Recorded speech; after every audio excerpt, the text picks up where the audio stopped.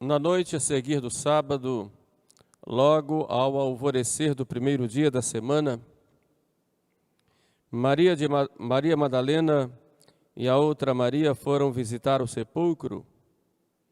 Eis, porém, que se deu um grande tremor de terra, pois um anjo do Senhor desceu do céu e, tendo se aproximado, rolou a pedra para o lado e sentou-se em cima dela.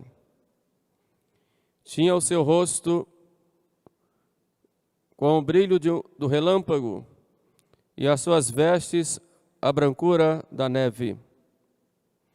Com o susto, os guardas ficaram aterrados e caíram como mortos. O anjo, dirigindo-se às mulheres, disse-lhes: Não temais. Sei que buscais a Jesus que foi crucificado. Já não está aqui. Ele ressuscitou como havia dito. Vinde ver o lugar onde tinham posto o Senhor. Agora ide depressa, dizei aos discípulos que ele ressuscitou e que vai à frente de vós para a Galileia. Lá o vereis. Ficai assim prevenidos.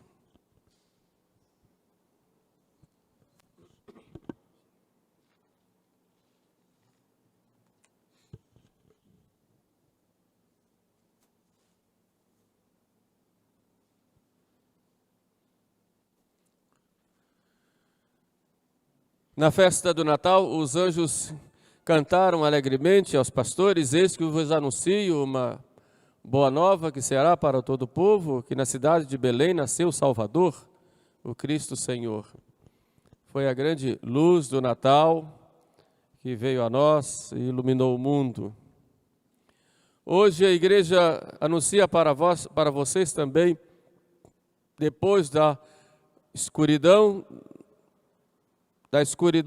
do mundo, onde parecia que tudo estava perdido, quando o Filho de Deus, feito homem, é preso, maltratado, escarnecido, cuspido.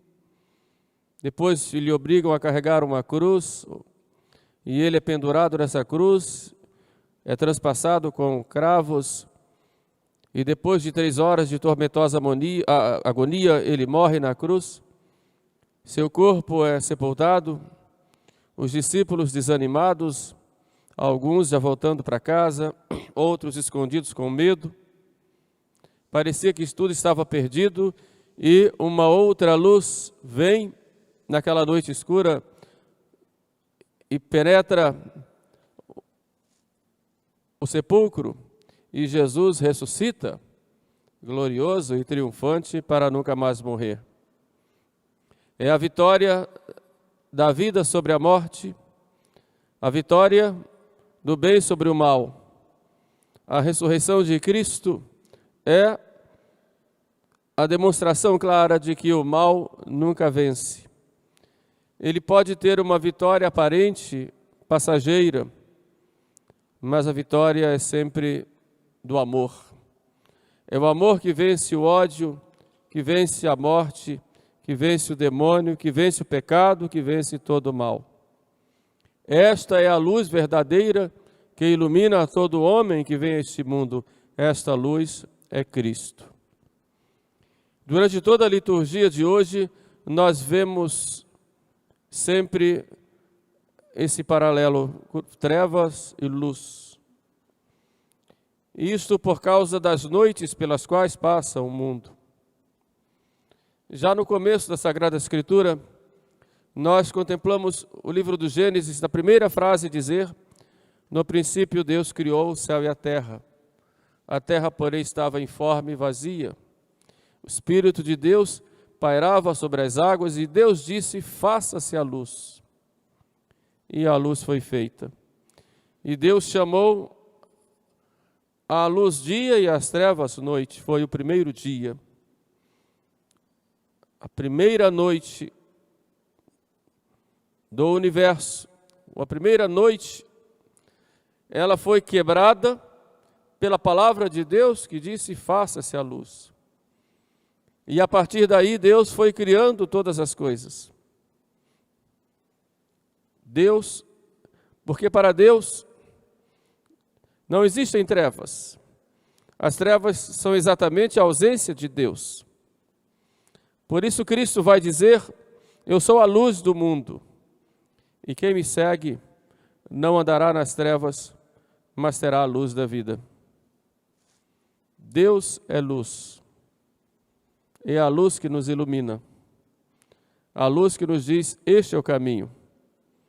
Na verdade, Ele é a própria luz.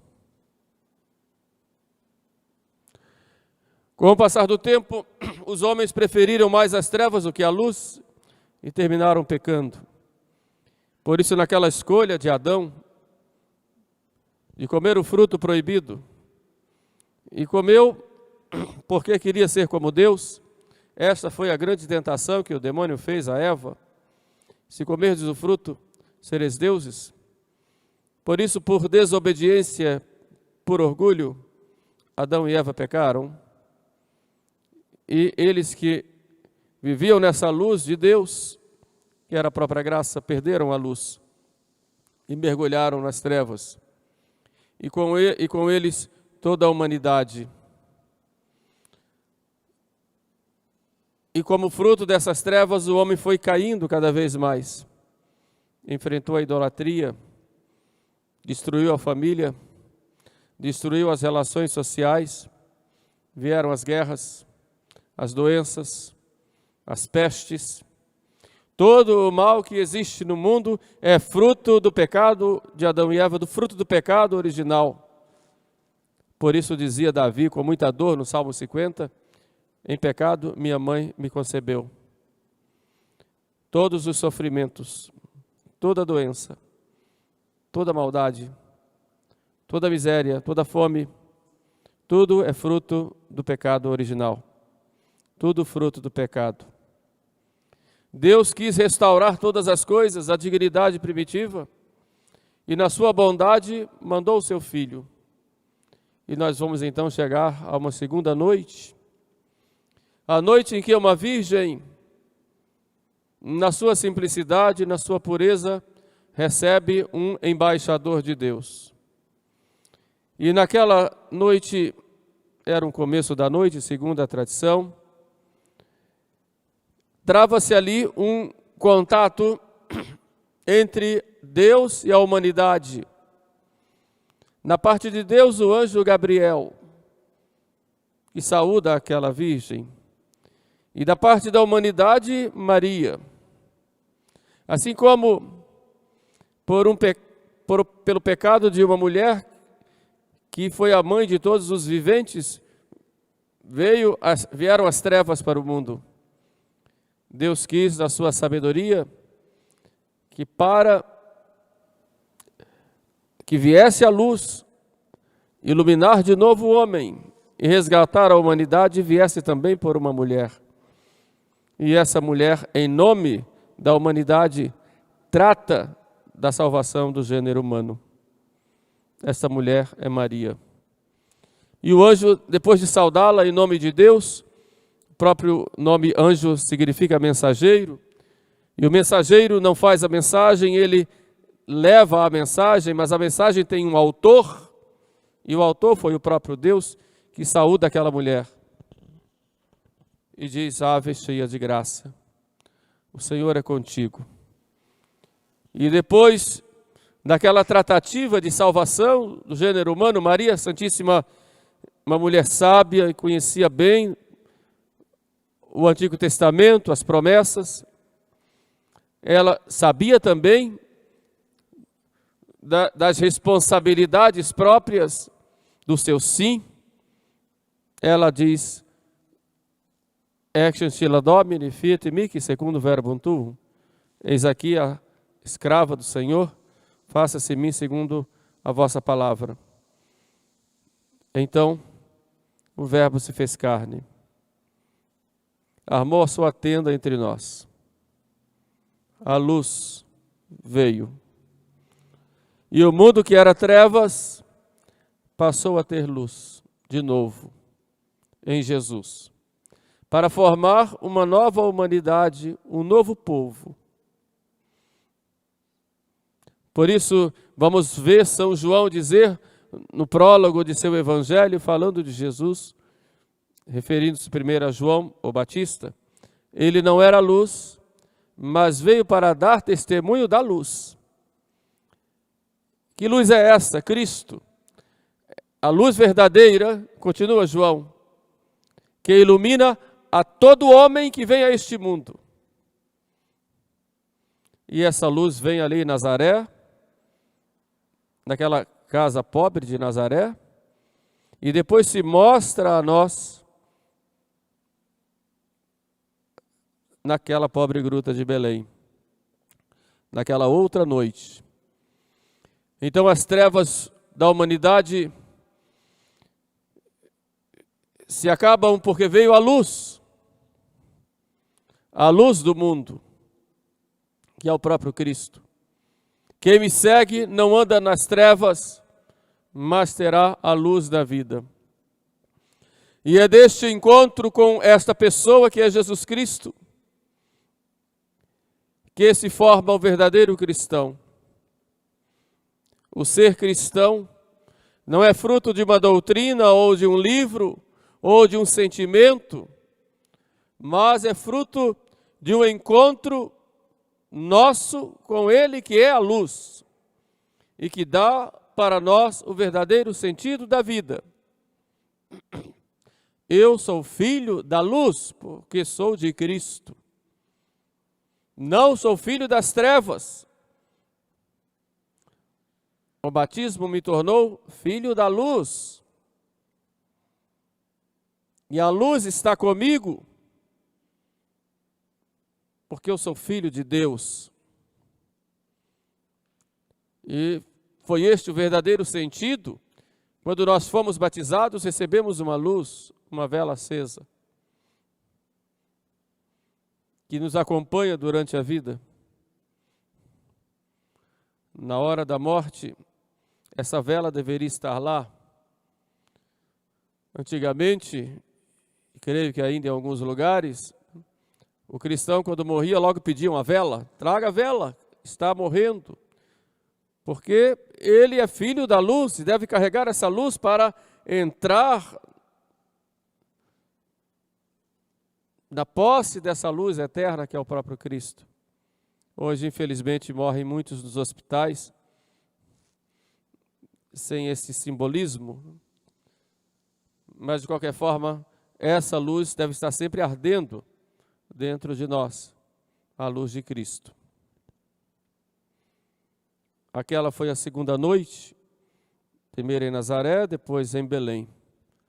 Mas hoje nós temos uma terceira noite, porque a luz resplandece nas trevas, mas as trevas não a aceitaram. E os filhos das trevas não aceitam a luz e querem dominar a luz. E o que vai dizer São João, evangelista? A luz resplandeceu nas trevas, mas as trevas não a compreenderam. E o termo que usa aqui não significa compreender no sentido intelectual, mas as trevas não conseguiram dominar a luz.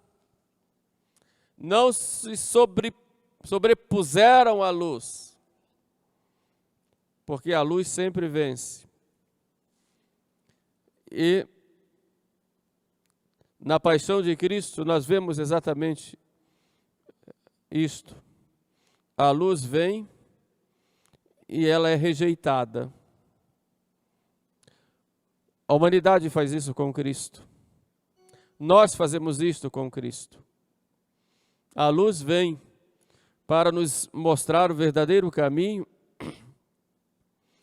para nos dar a verdadeira alegria, a verdadeira felicidade.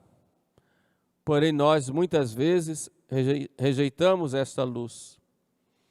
Rejeitamos pelo nosso egoísmo, pela nossa sensualidade, pelo nosso espírito de impureza, pela nossa ambição, pelas nossas vaidades, pela nossa avareza, pela nossa idolatria das coisas materiais. rejeitamos a luz.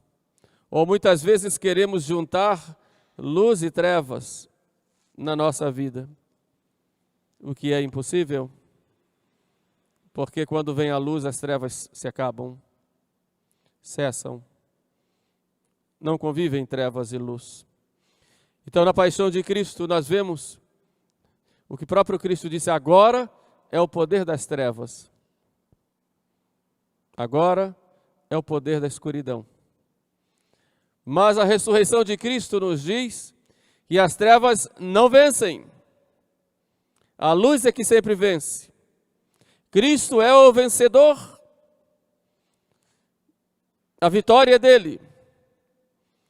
Para nós, basta escolhermos se queremos a vitória ou a derrota, porque não existe mais a luta das trevas contra a luz, porque a luz já venceu. Mas dentro de nós temos essa capacidade e esta liberdade, podemos dizer do ponto de vista psicológico, de escolher: eu quero ser vencedor ou quero ser vencido? E se eu sou de Cristo, eu venço sempre. As trevas do mundo podem ter vitórias aparentes, vitórias passageiras. A história da igreja está cheia de exemplos.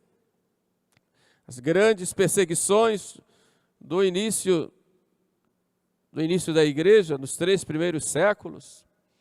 Os cristãos não podiam ter igrejas.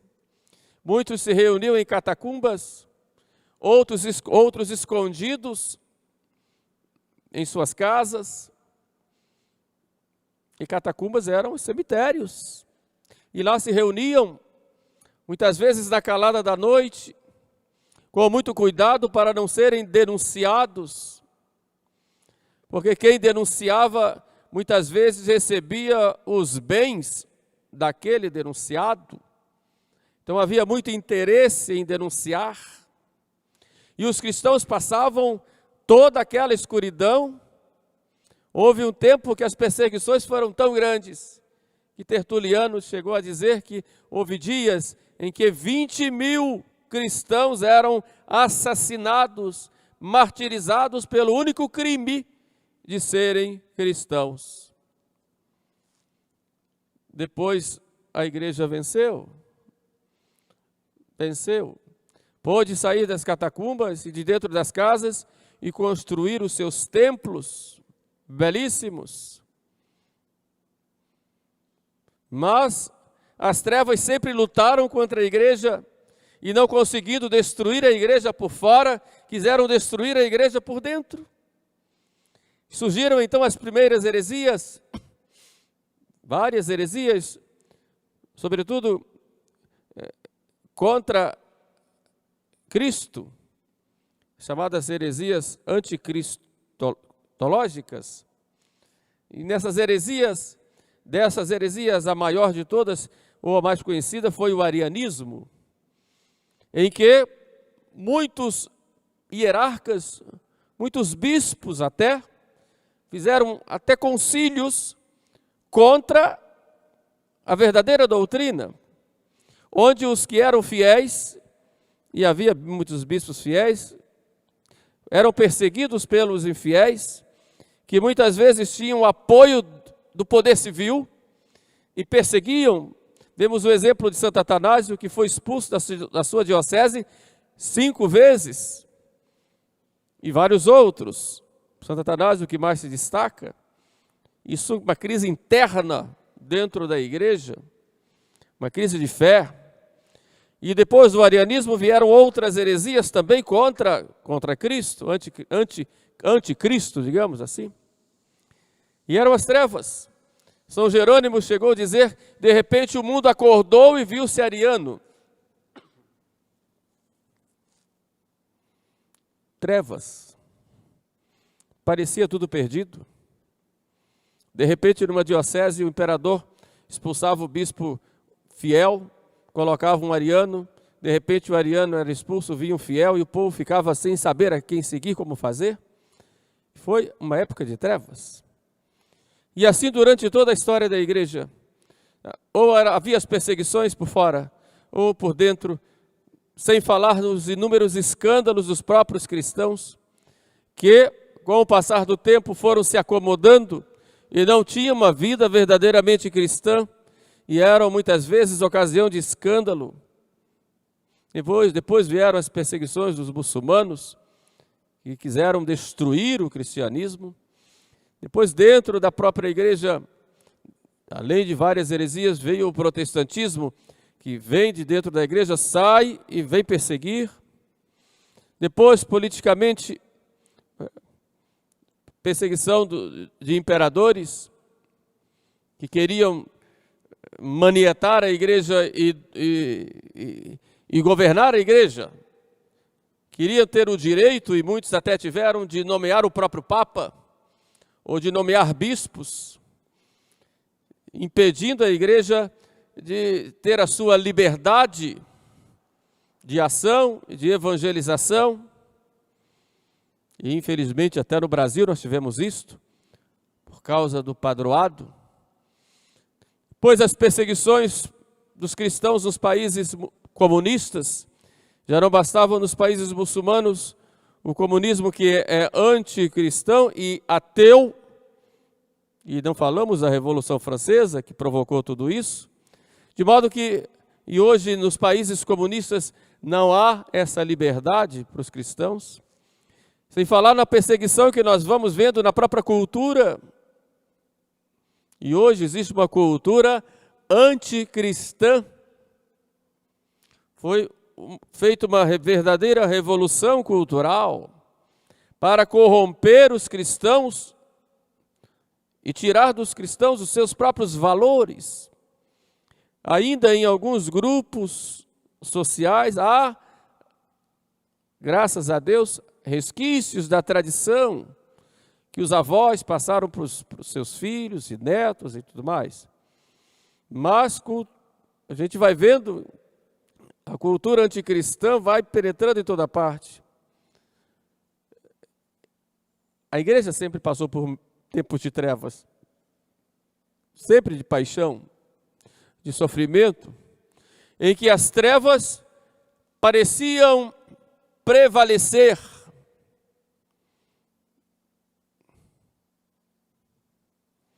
E nós ficamos nos questionando, como aconteceu, e o Papa citou isso na Praça de São Pedro, no 27 de março, quando falou da tempestade em que viviam os apóstolos, estavam os apóstolos, e Jesus dormia. A única vez que aparece Jesus dormindo, e os apóstolos gritavam para ele, dizendo: não te importas que nós perecemos? E nós muitas vezes somos tentados a isso diante de tantas trevas, de tantos sofrimentos, que, como disse, são fruto dos nossos pecados também. Nós temos essa tentação de dizer: Senhor, o Senhor não está olhando por nós, o Senhor não se importa conosco. E temos essa tentação de dizer até para os nossos pastores isso: o Senhor não está vendo que nós estamos sofrendo? É uma grande tentação. Como se o sofrimento do povo enchesse de alegria e de prazer os padres, os bispos, o Cristo. Nós repetimos aquilo que os apóstolos disseram: não te importas, Senhor, que nós perecemos?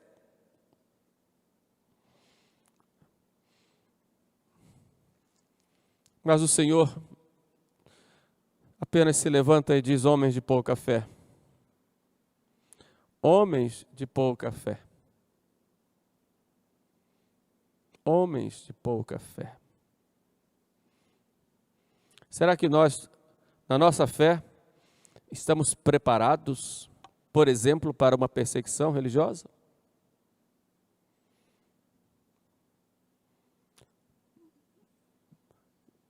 Pegando um exemplo da China,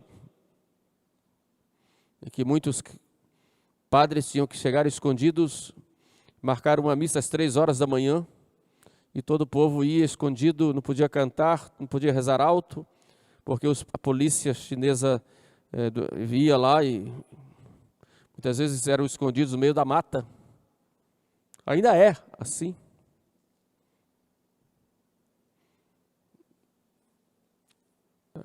Nós estamos na nossa fé preparados para isso?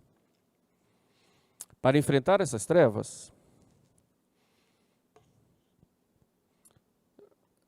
Penso que nós temos que melhorar muito na nossa vivência da fé e não queremos uma fé do nosso jeito, e sim a fé da igreja. Também é necessário que nós tenhamos uma verdadeira conversão de vida. E procuremos ter muita confiança em Deus. E nunca dizer para Jesus: o Senhor não está se importando conosco?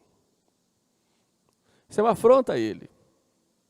É uma afronta a alguém que deu a vida por nós e dá a vida todos os dias. Porque o sacrifício da cruz continua sendo renovado nos nossos altares. Continua sendo. E graças a Deus isso tem feito com que muitos sacerdotes passem a ter o compromisso de todos os dias sozinho rezar a sua missa. E agora tem que ter muito mais piedade, porque está ali sozinho. É Ele que faz, porque Ele é o Cristo ali. De modo que, meus irmãos, diante das trevas da noite que nós vivemos, que pode ser trevas da dificuldade de ter assistência dos sacramentos, ou pode ser a dificuldade de ter a presença física do sacerdote ou dos próprios irmãos, ou a própria dificuldade que nós estamos enfrentando desta pandemia, que realmente tem matado muita gente, e não só por isso tem deixado muita gente meio que desesperada diante de toda essa situação, e que tem provocado também muitos problemas materiais, financeiros, econômicos em muitas famílias. Nunca vamos perder a confiança em Deus. Nunca. Vivamos um dia de cada vez, sempre unidos a nosso Senhor, com muita fé. Ele se importa conosco. As trevas não vencem. Não vencem. Quando a luz aparece e vem, os inimigos fogem, como aqueles soldados. Outros querem apagar a luz, mas não conseguem, porque 12 apóstolos humildes e simples levaram essa luz para o mundo inteiro, e que tentaram apagá-la, mas não conseguiram. Por isso confiamos. Um dia de cada vez. Vamos alimentar a nossa fé com a oração, com a caridade, agora mais ainda dentro de casa, e com a esperança. Olhar o exemplo de Maria Santíssima. É interessante que as mulheres foram ao sepulcro. Maria não foi. As mulheres foram embalsamar o corpo de Jesus. Maria não foi. Ficou lá. Sabia que o filho ia ressuscitar. Ela tinha esperança. E assim também nós, meus irmãos. Então agradeçamos a Nossa Senhora nos dar esse exemplo.